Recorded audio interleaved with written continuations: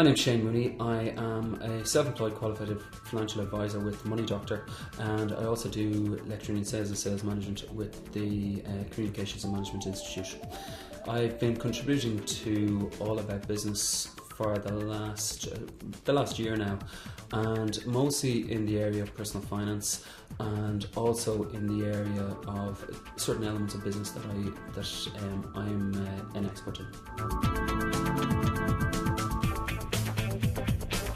We are quite complacent in relation to insurances of all sorts, so that could be health insurance, house insurance, car insurance, and life cover. And we don't look into our policies. We get the renewal letter and we just renew instead of looking into our policies and seeing if there's better value out there, or are we overinsured. For example, the cost of rebuilding a house in Ireland has reduced by, I think it's about 15% in the last year. Which means that houses that are insured for that all 90% of the houses in Ireland are overinsured right now. So if you reduce your buildings insurance, you're going to save money.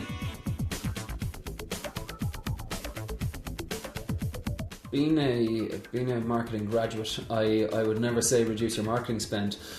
However, I think it's very important to look at your marketing spend, look at where you're spending money, and see is it beneficial to you. One of the things that I'm often asked by small businesses, does it make sense to invest in a website? Does it make sense to buy Google Words?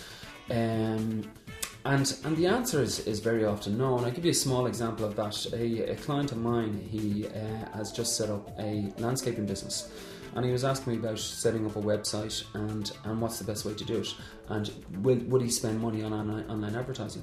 Now, no matter how much he spends, he's never going to get up as high as the likes of Woody's, as the likes of Homebase, who have huge marketing spend in this area. And most of his business comes from word of mouth.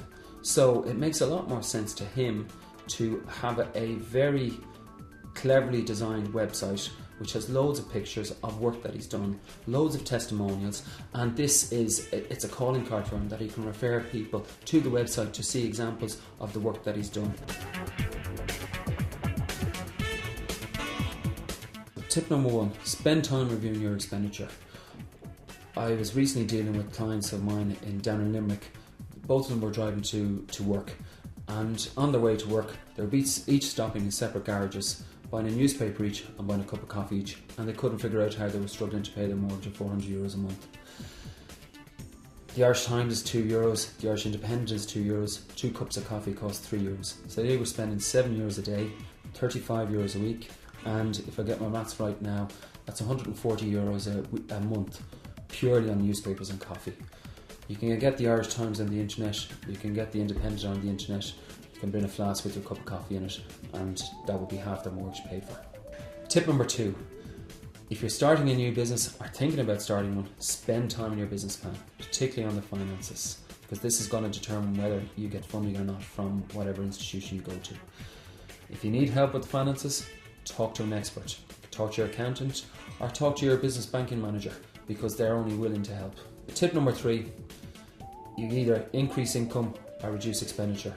And remember that if you save €200 by going into your expenditure in minute detail, that's the equivalent of earning €350 or €400 before tax. So it does make sense to look at the expenditure side of things.